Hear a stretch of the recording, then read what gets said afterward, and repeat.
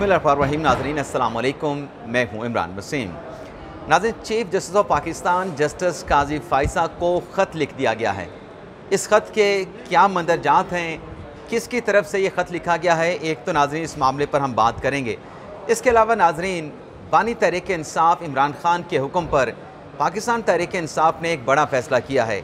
इमरान खान साहब ने क्या हुक्म दिया और उस हुक्म पर PTI ने क्या फ़ैसला किया है, इस हवाले से भी प्रोग्राम में जो अहम डिटेल्स हैं वो आप नाज़रीन की खिदमत में पेश करेंगे।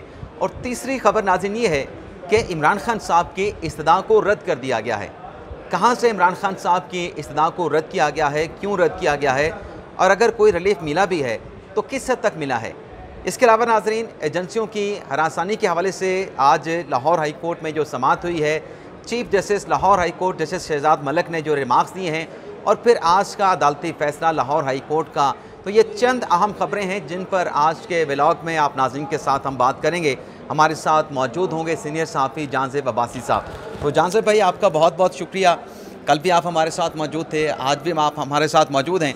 तो सबसे पहले तो जो पाकिस्तान तहरीक इंसाफ ने फ़ैसला किया है उस पर आने से पहले मैं ये सोच रहा हूँ कि जो आज इस्लामाबाद हाई कोर्ट से इमरान खान साहब की जो एक इस्तदा रद्द हुई है, जिसमें यह कहा जा रहा था इमरान खान साहब की लीगल टीम की तरफ से, सलमान सफदर की तरफ से, सलमान अकरम राजा की तरफ से, कि ये जो इद्दत निकाह केस का जो मामला है ये जज शाहरुख अंजुमन साहब को भिजवाया जाए, वो इस केस का फ़ैसला करें। उन्होंने कार्रवाई मुकम्मल करने के बाद जब फ़ैसला महफूज किया था तो उनको फ़ैसला सुनाना चाहिए, लेकिन ये इस्तदा तो आज रद्द कर दी गई। लेकिन फिर अदालत ने ये रिलीफ भी दे दिया इमरान खान साहब को, बुशरा बीबी साहबा को, कि जो उनकी मरकज़ी अपीलें हैं इद्दत निकाह केस में कन्विक्शन के फ़ैसले के ख़िलाफ़, वो 1 माह के अंदर जो नए जज साहब हैं अफजल मंजूका साहब, वो उसका फ़ैसला करेंगे, और जो सेंटेंस सस्पेंशन की एप्लीकेशन है उस पर 10 रोज़ में फ़ैसला होगा। तो सबसे पहले तो जानज़ेब अब्बासी साहब, आप इस केस के हवाले से, प्रोसीडिंग के हवाले से क्या कहते हैं? क्या ये जो प्रोसीडिंग, इसमें जो हुक्म आया है, ये इमरान खान साहब और बुशरा बीबी साहबा के लिए और पाकिस्तान तहरीक इंसाफ के लिए सेटिस्फैक्ट्री है? बिल्कुल है, और ये रिलीफ मिला है, और नहीं, एक तरफ तो इस्तदा रद्द भी हुई है ना? हाँ, रद्द भी हुई है, लेकिन कम से कम ये टाइमलाइन तो दे दी गई कि आप इतने वक्त में इस केस को डिसाइड करें, सेंटेंस के मामले को डिसाइड करें, तो ये अब केस कंक्लूड हो जाएगा और हतमी हो जाएगा। तो मेरे ख्याल में तो ये PTI के लिए, जहाँ पे एक इस्तदा रद्द हुई है वहीं पे उनको एक रिलीफ भी मिला है। अच्छा, दूसरी जो अहम डेवलपमेंट हुई है वो ये है कि आज वज़ीर आज़म शहबाज शरीफ साहब जो हैं वो मौलाना फजल रहमान साहब के घर पहुँचे हैं, और उसके पैरेलल तहरीक इंसाफ ने यह फ़ैसला किया है इमरान खान के हुक्म पे कि मुल्कगीर एहतजाज शुरू किया जाएगा। तो सबसे पहले तो बताएं कि ये जो फ़ैसला है एहतजाज करने का, इसमें किस हद तक पाकिस्तान तहरीक इंसाफ कामयाब हो पाएगी? एहतजाज कहाँ से शुरू होगा, और सबसे जो अहम टास्क है कि बंदे कैसे इकट्ठे करने हैं, तो क्या ये फ़ैसला जो इमरान खान साहब का है जिस पर तहरीक इंसाफ अब एग्जीक्यूशन करेगी, किस हद तक कामयाब होंगे इस फैसले में? इमरान वसीम, मेरे ख्याल में तो ये प्रोटेस्ट वाली जो ये स्टेप है, इसमें कोई कामयाबी PTI को नहीं मिलेगी। इसकी रीज़निंग जो मुझे समझ आ रही है कि हम देख रहे हैं कि पाकिस्तान तहरीक इंसाफ पंजाब में जो है अब वो वाली पावर हमें नज़र नहीं आ रही। इसकी बहुत सारी रीज़निंग बयान की जा सकती हैं। एक रीज़न तो ये बयान की जा सकती है कि वज़ीर आला पंजाब मरियम नवाज़ साहिबा जो है, एक तो वो डिलीवर कर रही हैं, और उस हवाले से जो इस वक्त मुल्क की इकॉनमी की सूरत हाल है, अगर उसको सामने रखा जाए तो उसके मुताबिक जो है वो बहुत हद तक ये कोशिश की जा रही है कि पंजाब की आवाम को रिलीफ दिया जाए, नंबर 1। नंबर 2, हमने पिछले भी कुछ अरसे में कोई एहतजाज देखे हैं, तो उसमें भी हमें वो मोबिलाइजेशन पाकिस्तान तहरीक इंसाफ के कारकुनों में नज़र नहीं आई जिस तरह की पहले हुआ करती थी। तो पहले क्यों हुआ करती थी, वो भी बहुत सारी चीज़ें बहरहाल छप भी चुकी हैं, बहुत सारे लोगों ने तज्जिए भी किए, सपोर्ट होती थी, वो कहीं अंदर से वो कोई चीज़ें थी, वो एक पूरा प्रोजेक्ट था, मतलब ऐसी कुव्वत सपोर्ट कर रही थी जो नज़र नहीं आती, जिस पे आजकल पाकिस्तान तहरीक इंसाफ के तहफ़्फ़ुज़ात हैं कि हमारे साथ बात क्यों नहीं कर रहे, उन्हीं के साथ बात करनी है, ताकत के मरकज़ के साथ बात करनी है, तो वो सपोर्ट नहीं रही। जी, वो सपोर्ट नहीं रही। वो सपोर्ट होती तो ज़रा बातें और होती, तो अब वो दमखम इसलिए PTI में नहीं रहा। और मेरे ख्याल में अब अगर ये देखें ना कि इमरान खान की जो अपनी पॉलिसी है, मुझे उसमें बज़ाते ख़ुद कंट्राडिक्शन लग रही है, तज़ाद नज़र आता है, तज़ाद लग रहा है। और वो तज़ाद ये है कि एक तरफ इमरान खान ये कह रहे हैं जी कि हम बातचीत करने के लिए तैयार हैं, दूसरी जानिब कल एक बहुत बड़ी मुलाकात भी हुई बजट के दौरान।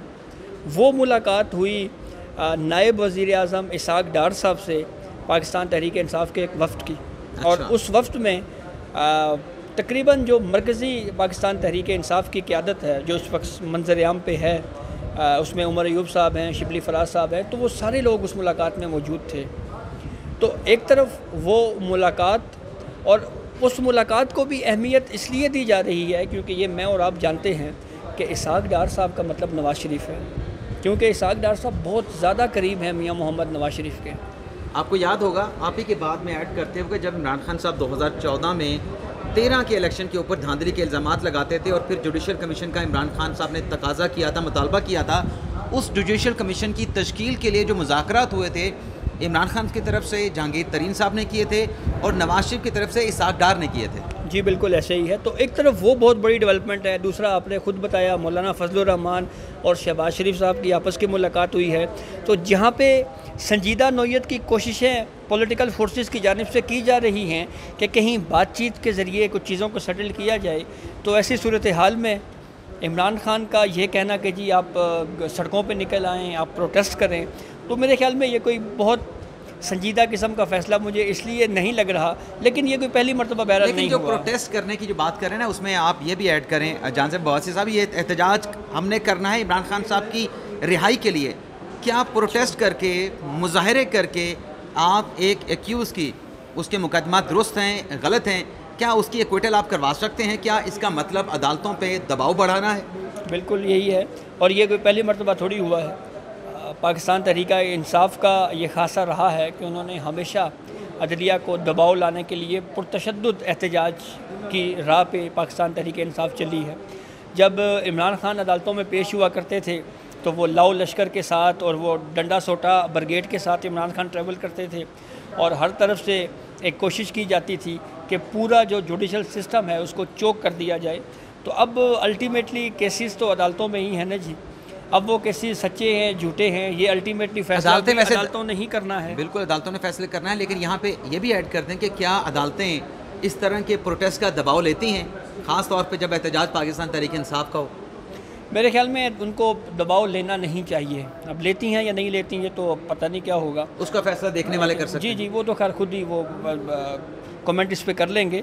तो लेकिन ये है कि अदलिया को इस तरह के दबाव में आना नहीं चाहिए। और दूसरा ये बात, इमरान खान को अगर किसी तरीके से अगर उनकी कानूनी टीम समझा पाए, जो कि मेरे ख्याल में मुश्किल है काफ़ी काम, लेकिन वो उनको शायद समझाए कि अदालतों से रिलीफ लेने के लिए कानूनी जंग लड़ी जाती है, ये सड़कों पे आके तोड़ फोड़ और इस तरह की सियासत जो है वो नहीं की जाती।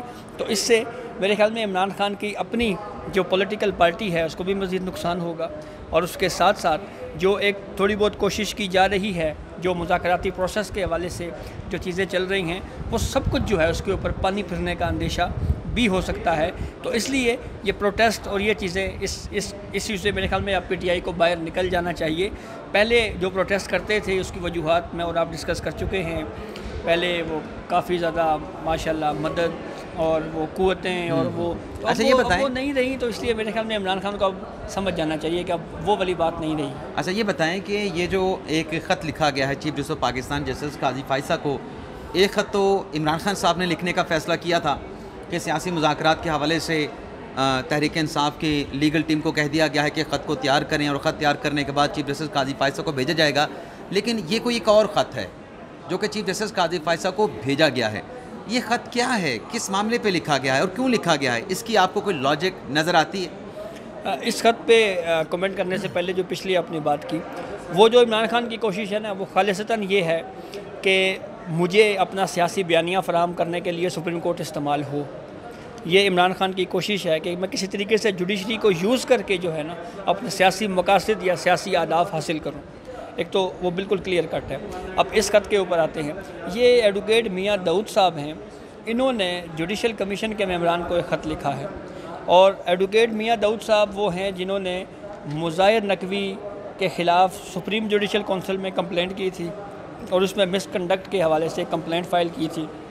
उसमें और भी कंप्लेनेंट थे, और फिर उसकी वजह से मुज़ाहिर नकवी साहब को अपनी पेंशन बचाने के लिए रिज़ाइन देना पड़ा, और बाद में पता लगा जी कि वो जो कोशिश की उन्होंने रिज़ाइन देने की, केस से भाग के, वो भी फजूल साबित हुई क्योंकि वो वहाँ से इस्तीफा एक्सेप्ट नहीं हुआ एक जी तरीके जी से। जी जी तो वो कह दिया गया जी कि आप जब प्रोसीडिंग हतमी मरहले में दाखिल हो जाए तो फिर आप पेंशन बचाने के लिए ये इस तरह के इकदाम नहीं उठा सकते। तो ये वो एडवोकेट मियाँ दाऊद हैं, इनकी जानिब से जुडिशल कमीशन को जो ख़त लिखा गया है इसमें ये कहा गया है कि असूल पहले से ये तयशुदा है कि जब कोई चीफ़ जस्टिस सुप्रीम कोर्ट में अपॉइंट होता है किसी सूबाई हाई कोर्ट का, तो उसके बाद जो मोस्ट सीनियर जज है उसको मुतलका हाई कोर्ट का चीफ़ जस्टिस लगाया जाता है। तो chief justice Lahore high court Shahzad Ahmad Malik साहब की सुप्रीम कोर्ट में बतौर जज तैनाती का जो प्रोसेस है वो हो चुका है, जुडिशल कमीशन ने सिफारिश की। तो उसके बाद ये कहा जा रहा है, ये डिस्कशन कहीं ना कहीं हो रही है कि शायद कोई सीनियरिटी लिस्ट में चौथे नंबर के ऊपर हैं जस्टिस आलिया नीलम साहिबा, शाहिद बिलाल साहब इनको सुप्रीम कोर्ट में लाया गया। जी जी उनको भी लाया गया है। तो वो 5वें नंबर पे हैं जी आलिया जी नीलम साहब। नहीं हाँ 5वें नंबर पे। तो उनको कहीं chief justice Lahore high court लगाने के हवाले से कोई खबरें भी सामने आई, तो उन्होंने ये कहा कि आप जुडिशल कमीशन का जो उस दिन इजलास हुआ था उसके जो मीटिंग मिनट्स हैं वो जारी कर दें, ताकि ये जो क्या सराइयाँ हैं, जो ये जिस तरह की चीज़ें चल रही हैं, ये ख़त्म हो जाएं। और अगर मुझे ये प्रोवाइड ना किए गई तो फिर मैं एक कॉन्स्टिट्यूशन पटिशन फाइल करके आपसे रिक्वेस्ट करूँगा। और ये आर्टिकल 19 का हवाला दिया गया और कहा गया कि आप हमें डिटेल्स फ्राहम करें। तो ये मेरे ख्याल में व्यू थोड़ा बेहतर मुझे इसलिए भी उनका लग रहा है कि जो असूल है तो उसी को फॉलो किया जाना चाहिए। तो अब जो मोस्ट सीनियर जज हैं लाहौर हाई कोर्ट के गालिबन शुजात साहब हैं, तो उन्हीं को ही chief justice Lahore high court appoint हो जाना चाहिए, ताकि ये तमाम क्या सराइयाँ और सारी चीज़ें जो है वो ख़त्म हो जाएँ। अच्छा जहाँ से बादशाह साहब, ज़ाहिर सी बात है कि हम भी सीनियरिटी की बात करते रहे, आज भी हम और आप सीनियरिटी की बात करते हैं, लेकिन ज़ाहिर सी बात है कि हमारे कहने हमारे करने से कुछ नहीं होगा। फैसला होता है जुडिशल कमीशन में, जुडिशल कमीशन के 9 अरकान हैं। अब ये जो फैसला हुआ शाहिद बिलाल साहब को लाने का, वो भी आपके सामने है कि 5-4 के तनासब से फैसला हुआ। अब ज़ाहिर सी बात है कि जो पार्लिमानी कमेटी का इजलास है, जिसने जो रिकमेंडेशन है जुडिशल कमीशन की, उसका इजलास बुला लिया गया है 14 जून को। तो ये तो अपॉइंटमेंट्स वहाँ पे हो जाएंगी, अप्रूवल हो जाएंगी इनकी। जो शहजाद मलिक साहब हैं वो सुप्रीम कोर्ट में आ जाएंगे, शायद बिलाल हसन साहब सुप्रीम कोर्ट में आ जाएंगे, अकील अब्बासी साहब सुप्रीम कोर्ट में आ जाएंगे। लेकिन जैसे ये नोटिफिकेशन इन 3 जजेस का होगा तो फौरी तौर पे तो कायम मकाम लगाने का नोटिफिकेशन वजारत कानून जारी कर देगी कि जो अपने शुजात अली खान साहब हैं वो लाहौर हाई कोर्ट में कायम मकाम चीफ जस्टिस होंगे और शफी सदीकी साहब जो हैं वो सिंध में कायम मकाम चीफ जस्टिस होंगे। लेकिन जो परमानेंट चीफ जस्टिस है उसके लिए अलग से जुडिशल कमीशन का इजलास जो है वो समन किया जाएगा। वैसे तो कॉन्स्टिट्यूशन बड़ा क्लियर है कि अगर चीफ जस्टिस ऑफ पाकिस्तान की तैनाती होनी है तो सीनियर प्यूनी जज जो है वो चीफ जस्टिस लगता है। उसमें कोई ऐसी जो है वो सवाबदीद नहीं है कि आप नीचे वाला चुन के किसी और जज को जो है वो सुप्रीम कोर्ट का चीफ जस्टिस लगा दें। लेकिन हाई कोर्ट्स के हवाले से ऐसी मिसालें मौजूद हैं कि नीचे से कुछ जजेस को बाईपास करके जो है वो ऊपर ला के चीफ जस्टिस बना दिया गया। तो ये जो लेटर है अपने मियाँ दाऊद साहब का, उसमें जो उन्होंने जिक्र किया कि जुडिशल कमीशन के 7 जून की कार्रवाई के बाद एक हिजान बरपा हुआ है, एक कन्फ्यूजन पाई जाती है। वो कन्फ्यूजन क्या है, वो हिजान क्या है? वो कन्फ्यूजन और हिजान ये है कि ख़बर ये आई कि जो आलिया नीलम साहिबा हैं जस्टिस लाहौर हाई कोर्ट की जस्टिस हैं, उनको लाहौर हाई कोर्ट के चीफ जस्टिस तैनात करने के मामले के ऊपर कोई डिस्कशन हुई है और ये इम्कान ज़ाहिर किया गया है कि जो जुडिशल कमीशन का आइंदा इजलास होगा उसमें जस्टिस आलिया नीलम साहिबा को ही chief justice Lahore high court तैनात किया जाएगा। तो वो उस पैराए में उन्होंने ये बात कही है। ये बात भी आपकी दुरुस्त है कि गालिबन एक आध मिसाल भी ये पाई जाती है कि किसी नीचे से किसी जज को हाई कोर्ट का चीफ जस्टिस लगाया गया है। लेकिन मेरे ख्याल में अगर अब की बार शुजात साहब को अगर chief justice Lahore high court नहीं लगाया जाता और नीचे से अगर किसी और को लगा दिया जाता है तो इससे एक तो सीनियरिटी प्रिंसिपल के अलावा भी अगर हम देखें तो शायद जजेस अपने तौर के ऊपर भी जो है वो अनकंफर्टेबल ये फील करते हैं कि मेरी मुद्दत मुलाजमत इतनी है, मैं इतने टाइम से इस पोस्ट के ऊपर जज हूँ, हक़ मेरा था और मेरा हक़ किसी और को दे दिया गया है। ये भी बात दुरुस्त है कि जुडिशल कमीशन अक्सरियत से फैसला करती है। अच्छा, ये इसी नुक्ते पे माजरत देखने वालों से भी माजरत, असल में होता क्या है जो मैं आपसे पूछना चाह रहा था कि फ़ैसला तो जुडिशल कमीशन के अरकान ने मेजॉरिटी के साथ करना है, लेकिन वजह क्या है कि सिर्फ टारगेट जो है वो चीफ जस्टिस काजी फायसा को बनाया जाता है कि ये उनका फ़ैसला है, हालांकि उनका तो सिर्फ एक वोट होता है, फ़ैसला तो मेजॉरिटी वोटों के साथ होता है।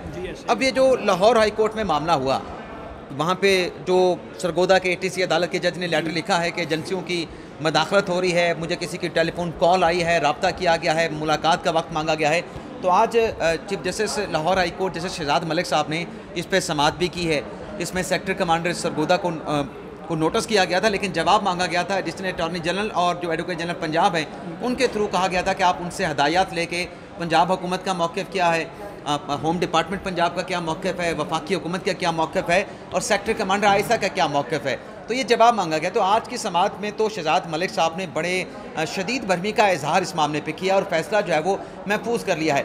इस पर्टिकुलर मामले पे आप क्या कहते हैं कि ये जो आज शहजाद मलिक साहब ने सरजनिश की है IG पंजाब की कि आपने वो बंदा ही नहीं ढूंढा जिसने जज साहब को कॉल की है, किस एजेंसी से उसका ताल्लुक है, टेलीफोन कॉल क्यों की गई, हरासा क्यों किया गया, इस पर आप क्या कहते हैं? देखें, इस मामले पे मेरे ख्याल में जो असल जो क्रेडिट बनता है वो चीफ़ जस्टिस काजी फाइज ईसा साहब को बनता है। वो कैसे? वो इसलिए बनता है कि आपको याद होगा कि इस्लामाबाद हाई कोर्ट के 6 जजेस ने एक ख़त लिखा चीफ जस्टिस काजी फाइज ईसा साहब को, और उस ख़त के ऊपर सुप्रीम कोर्ट ने सो मोटो दिया। और फिर उस जब केस की प्रोसीडिंग हुई तो उस पर चीफ जस्टिस काजी फाइज ईसा बार बार ये कहते रहे कि ये जो हाई कोर्ट्स हैं ये आज़ाद हैं और जजेस नहीं हाई कोर्ट्स और जजेस और हाई कोर्ट्स को सुप्रीम कोर्ट रेगुलेट नहीं कर सकती। कॉन्स्टिट्यूशन ने हाई कोर्ट्स को भी पावर्स दी हुई हैं, वो खुद से कंटेम्प्ट ऑफ कोर्ट की प्रोसीडिंग कर सकती है, वो खुद से एक्शन ले सकती है। तो बजाय हाई कोर्ट्स हमारी तरफ देखने के खुद क्यों कोई प्रोसीडिंग नहीं कर रही? इस मामले पे ये शायद ये बात समझ आई सबसे पहले इस्लामाबाद हाई कोर्ट को, और फिर मोहसिन अख्तर कियानी साहब, बाबर सत्तार साहब, और फिर वो प्रोसीडिंग चली, फिर हमने लापता अफराद के हवाले से केसेस देखे। तो ये करीज सुप्रीम कोर्ट की उस अदालती कार्रवाई से इस्लामाबाद हाई कोर्ट को मिली, और फिर दूसरी मरतबा अब ये लाहौर हाई कोर्ट के चीफ जस्टिस जो शहजाद अहमद मलिक साहब हैं उनको ये करीज मिली है। तो ये अल्टीमेटली ये क्रेडिट सुप्रीम कोर्ट को ज़रूर जाता है कि उन्होंने कम अज़ कम एक रास्ता दिखाया है कि भाई आपके पास ये इख्तियार है, आप अपने इस इख्तियार को इस्तेमाल इस तरह से कर सकते हैं। तो अब उन्होंने इस्तेमाल करना शुरू कर दिया है। आप ये कह रहे हैं कि जो जजेस में करेज आया है, अगर कहीं पे एजेंसियों की मुदाखलत हो रही है, कोई एजेंसी राब्ता जजेस से कर रही है, मुलाकात के हवाले से है या किसी केस के हवाले से, उस पर अगर हाई कोर्ट ने तौहीन अदालत की नोटिस की कार्रवाई की है, लाहौर हाई कोर्ट ने, शहजाद मलिक साहब ने या इस्लामाबाद हाई कोर्ट के जजेस ने की है, वो हौसला चीफ जस्टिस काजी फाइजा के रिमार्क्स ने दिया है। लेकिन जांज़ेब अब्बासी साहब, यहाँ पे तो गंगा उल्टी बह रही है भाई, यहाँ पे गंगा उल्टी बह रही है। जो आप एक्सप्लेन करें, मैं भी एक्सप्लेन करने की कोशिश करता रहता हूँ अपने ब्लॉग्स में, कि इतना सब कुछ क्लियर कर देने के बाद, जजेस को हौसला देने के बाद, जजेस को रास्ता बता देने के बाद भी टारगेट काजी फाइसा होते हैं। मेरे ख्याल में कुछ लोग जो हैं वो ये चाहते हैं, सवाब का काम है काजी फाइसा नहीं, सवाब का काम भी है, और वो ये चाहते हैं कि हमारे लिए सियासत की जाए, जिस तरह उमर रज़ा बंदयाल साहब करते रहे हैं या पहले वाले करते रहे हैं। तो ये मेरे ख्याल में तो यही वजह है कि आप हमारे बयानिए को आगे लेके क्यों नहीं चल रहे। वो ये चाहते हैं कि काजी फाइज ईसा साहब ये क्यों नहीं अपने फ़ैसलों में लिखते कि जो सबसे पॉपुलर सियासी जमात है वो पाकिस्तान तहरीक इंसाफ है।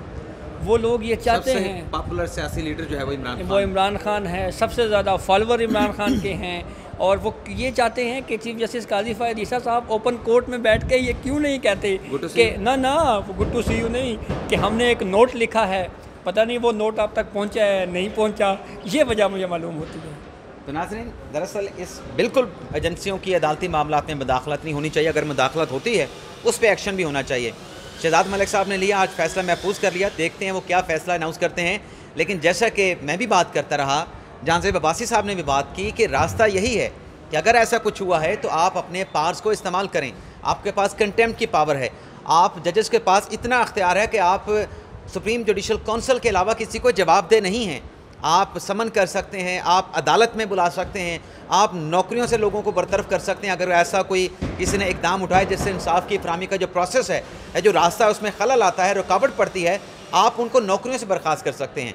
तो अब फैसला आप करें कि जो जांज़ेब अब्बासी साहब ने कहा, और इनकी बात से मैं भी इत्तफाक करता हूँ कि क्रेडिट जो है इसका चीफ जस्टिस पाकिस्तान जस्टिस काजी फाइसा साहब को जाता है। लेकिन जाने से पहले नाज़रीन, मैंने कल के रात के व्लॉग में भी बात की थी, जांज़ेब अब्बासी साहब भी अपना व्लॉग करते हैं, अपना इनका यूट्यूब चैनल है जांज़ेब अब्बासी के नाम से, तो इन्हें भी आप फॉलो करें, सब्सक्रिप्शन आपने करनी है, बेल आइकॉन का बटन भी आपने प्रेस करना है, और बड़े जानदार इनके तबसरे होते हैं, तज़िये होते हैं अदालती कार्रवाई पर भी और सियासी मामलात पर भी। ये अपना एक एंगल लेके आते हैं, बताते हैं कि ये जो डेवलपमेंट हुई है ये किस तनाज़े में हुई है, इसका पस मंज़र क्या है।